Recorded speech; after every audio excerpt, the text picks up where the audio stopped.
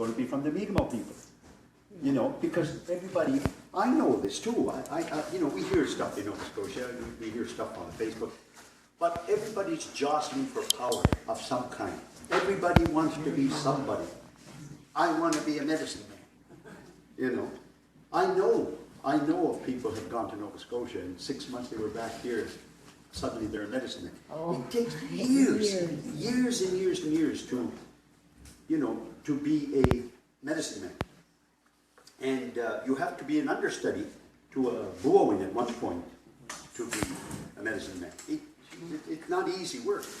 There was a guy in Nova Scotia, his name was Howard Jador, and his roots were right from Newfoundland, in fact, right from Con River. Howard's mother, and I remember the woman quite well, they called her Dudgy, and I don't remember her English name. Everybody in Eskasoni knew that this woman was a medicine woman, but unfortunately that term medicine woman or medicine man, it conjures up like some voodoo or something. Yeah. You know, he could, you know. But no, this woman, Dudgy, she knew her medicine, she knew her plants, and she knew exactly, she was a diagnostician, just like a doctor that you get trained from Dalhousie University or wherever. She was a good diagnostician. She could tell you, or people used to bring their children to her, and Dudgy could pretty much diagnose what it was that was wrong with you, and then she would prepare those medicines.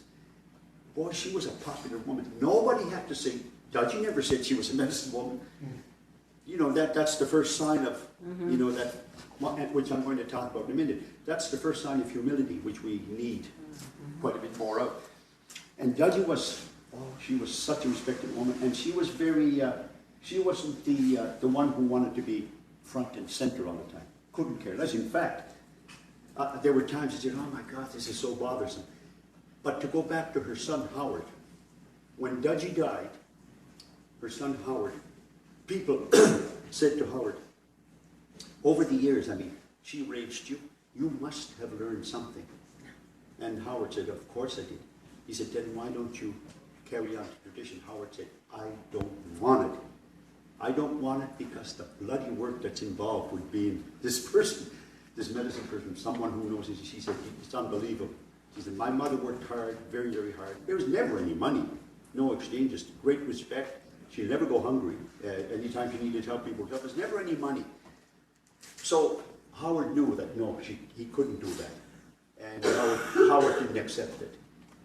I said, gee, you know, now that is the work that goes with being a medicine man. So when you get someone that goes away for a few months, comes back and says, well, I'm a medicine man. I mean, red flag should go up like this. And bells should ring, ding, ding, ding, ding, ding. Yeah. Something not right here, no. You know. So now to go back to, we talked a little bit about humility, and I think you stressed it yesterday. Very, very important, this business about being humble. Humility is very, very important. And I don't mean false humility. Who was it? I think it was, I think it might have been Indira Gandhi, who was the president of, or prime minister of India. Somebody arrived, some big shot politician from another country, and seemed like very humble type of person. At least he put on the airs. And Gandhi, the woman president of India, said to her, look, you're not great enough to be that humble. So, in other words, you've got to be humble. I suppose you've got to be great. That's a very good point. But I want to talk to you a little bit about, there is a prayer, a Mikmaw, not a Mikmaw prayer, but the Mikmaw people have adopted it to a degree. The only thing that I notice is this. The only thing that I notice is this, and it's glaring to me. They can recite the Hail Mary, the Lord's Prayer, and all this stuff, these Mikmaw people I'm talking about. This prayer, this native prayer that comes from the Lakotas, this prayer has been around for quite a while. I've never known anyone yet to know it by heart.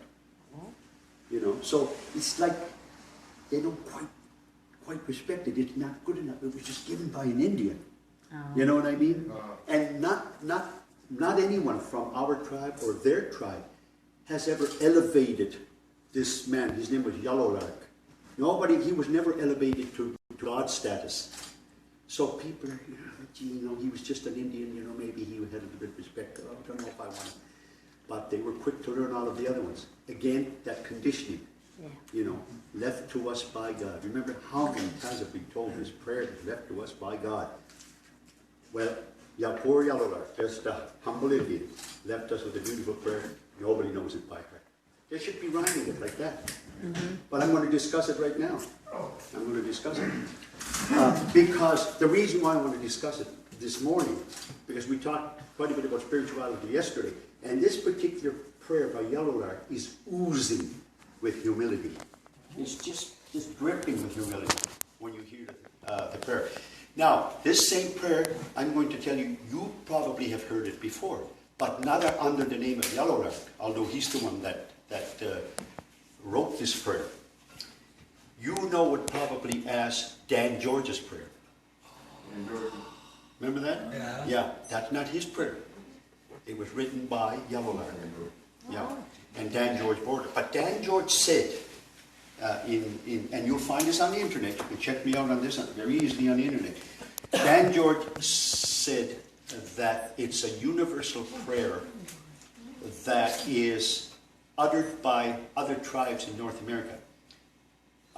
And of course, that's true enough, I suppose, but not, of course, he would never claim that it was exactly the same everywhere, but it was similar. This is what people thought. The North American Aboriginal people, this is what they thought. And, but it starts off and he says, the prayer starts off and says, O great Spirit, whose voice I hear in the wind, whose breath gives life to the world, hear me. That's how the prayer begins. Then he says, I am small and weak. I need your strength and I need your wisdom. So right away, you begin to realize that this person is not, like, you know, right away he realizes his smallness, and then he realizes that he needs much better guidance, you know, than he can provide for himself. And then he says, I need your strength and wisdom.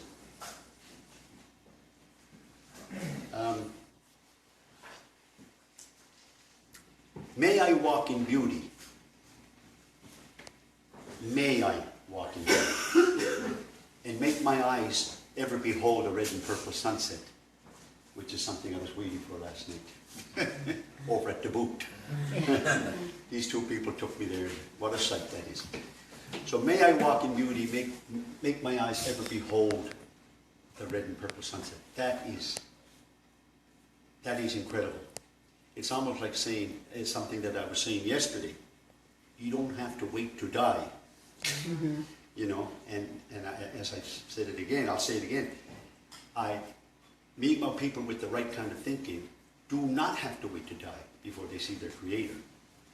I love that. Not like that comedian, that black comedian I mentioned yesterday, who said, everybody wants to go to heaven, but nobody wants to die. Yeah. True enough. So, and then he says, I have to recall it a little bit here.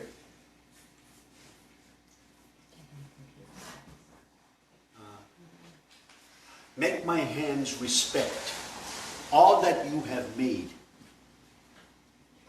and my hearing sharp, so that I may hear your voice. Make me wise.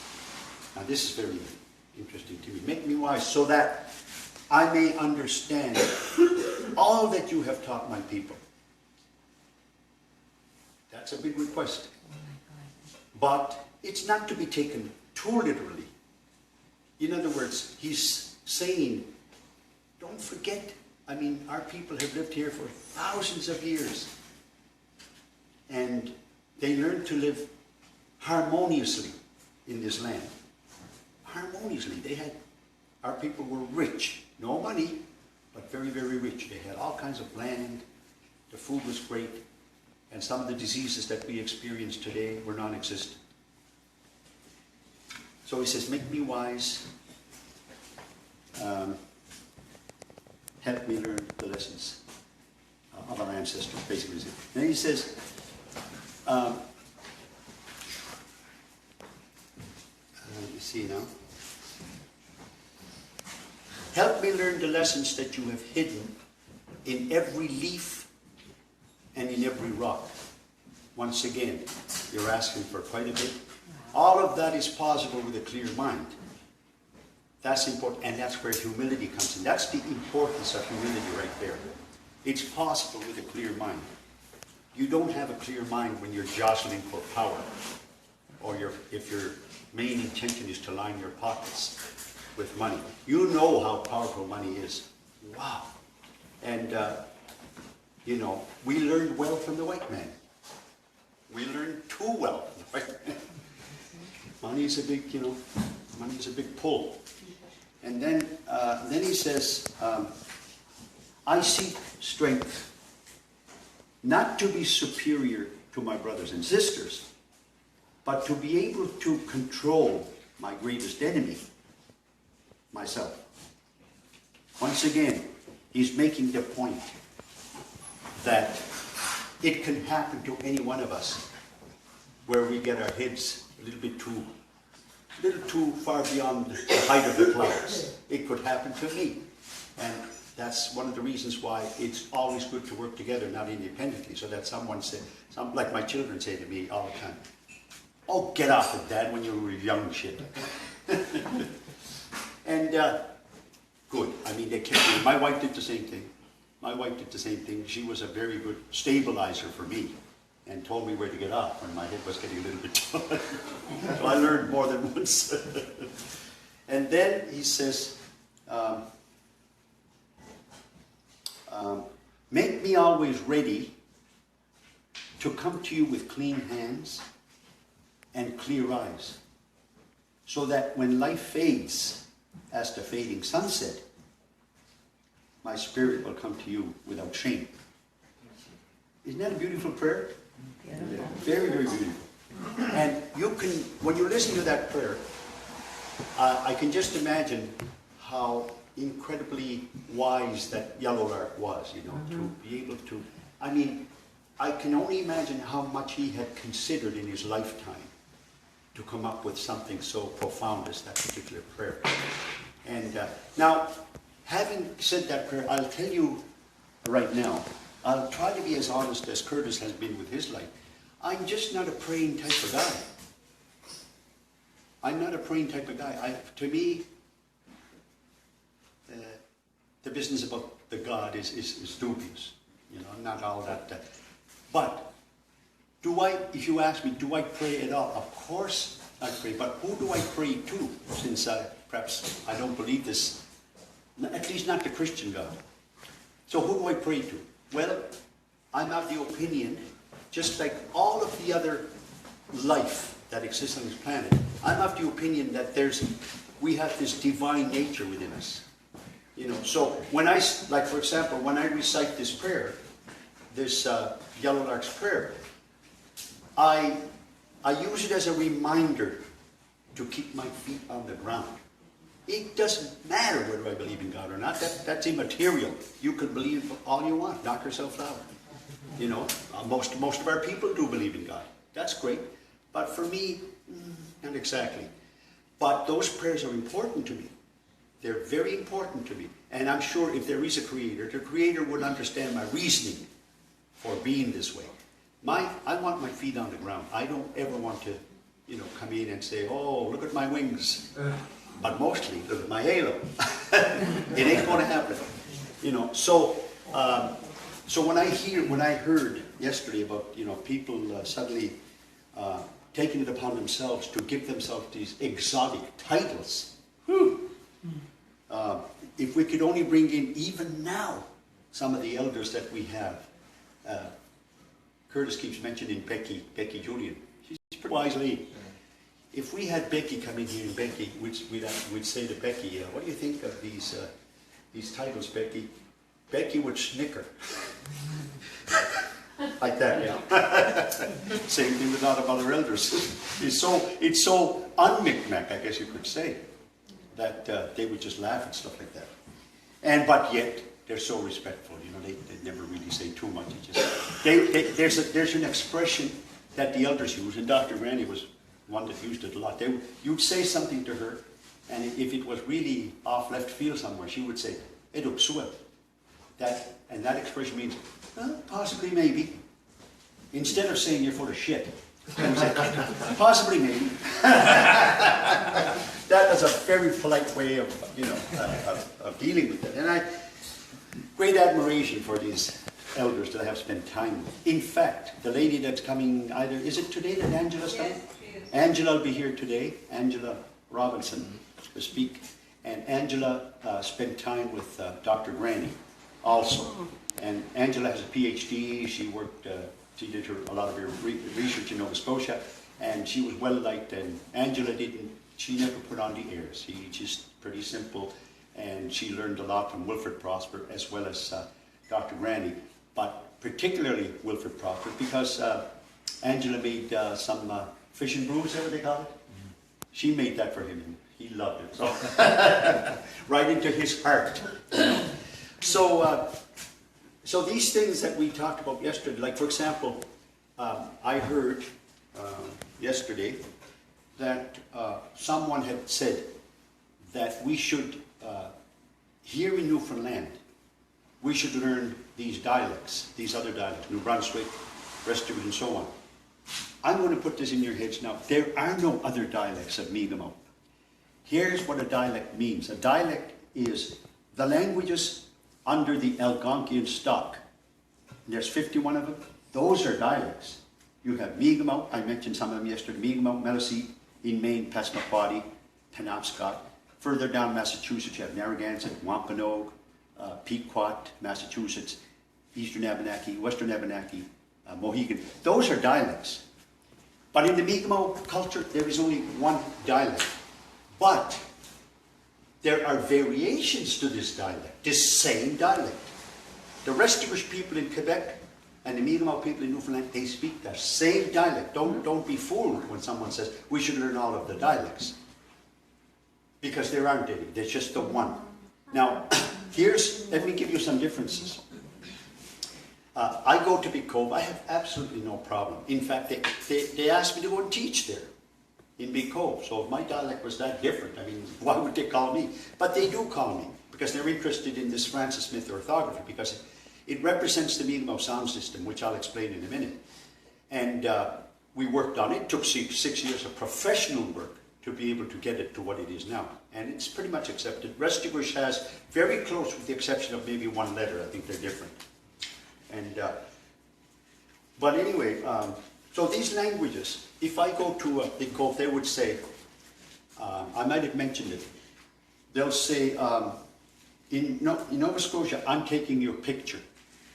You will say, waso hadesimo. And that waso part means flashbulb. One time when we used to have flashbulbs, you know, boom.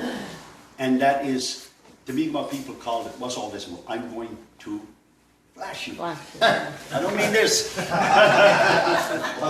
Yeah, but that's the word that we took, waso hadesimo. In Big Cove, they will say, nabuigo. Different word altogether. They say, I'm going to copy you through the camera. That's beautiful. I love that. But it's not a different dialect because of it. Oh, yeah. It's not a different, it's the same bloody dialect. It's just that, you know, you'll get these, you know, variations. In Restigouche, oh my God. In Restigouche, the dialect, see, I'm into it now. But the variations in Restigouche are quite a bit different. I can't really tell a big difference to me in my ear about the language in Big Cove that's spoken in Big Cove and the Mi'kmaw spoken in Restigouche. But the people from Big Cove can tell when there's a Restigouche person in the community, or if somebody's from Nova Scotia. They can, you know, they can hear both. Us in Nova Scotia, we can hear someone from New Brunswick easily enough.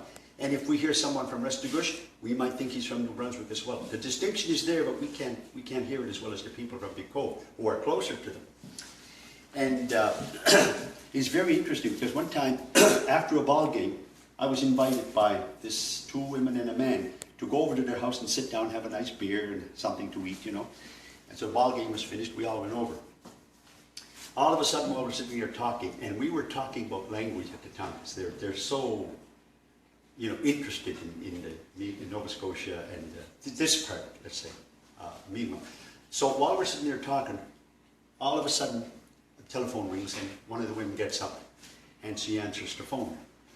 And I'm kind of listening a little bit, not too closely. We're still talking at the same time. So when she finishes their conversation, she comes back to the table and the other woman says to her, "Who was that?" "Oh," she said, "that was my brother." "What did he want?" He said, "Oh, he's coming over there to Majiachtaid." See his face? In other words, my brother's coming over to have sex with me. And I said, "Oh God." And I'm sitting there like wide-eyed, you know, just like he was. I said, "What?" You know, and this other woman turned, she said, "Oh my God," she said, "it doesn't mean the same way in Nova Scotia, does it?" I said, "It certainly doesn't." So the woman now that just got off the phone, she said, "Well, what does it mean?"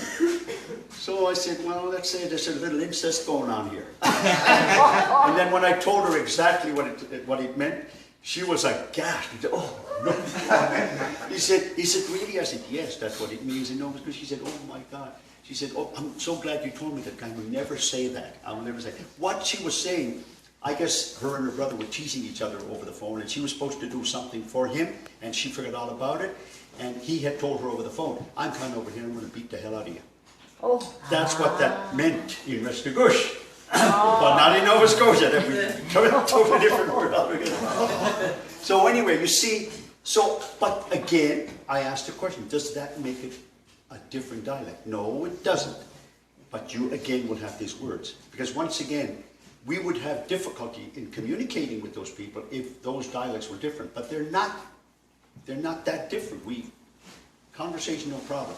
In fact, it's a pleasure to listen to those people talk because being from Quebec, and of course Big Cove, New Brunswick, better known as Ulsibuktuk now, surrounded by French people over there, and they've got that same lilt as the French do. Like the French will say, "Mais oui, mais oui," like that, and they got that rising intonation. As I said yesterday, "Dans Belgium, when did you know, they have that same lilt, and the Stewart has the same thing." It's